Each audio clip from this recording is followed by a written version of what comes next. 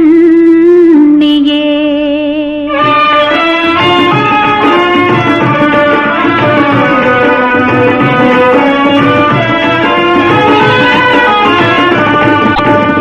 கொண்டை முடி அலங்கரித்து கொஞ்சம் கிளி கையில் வைத்து, கொண்டை முடி அலங்கரித்து கொஞ்சம் கிளி கையில் வைத்து, அஞ்சுக மொழி உமையாள் வீற்றிருந்தாள் அந்த அழகிய மாநகர் மதுரையிலே, மதுரையிலே, மதுரையிலே, மதுரையிலே.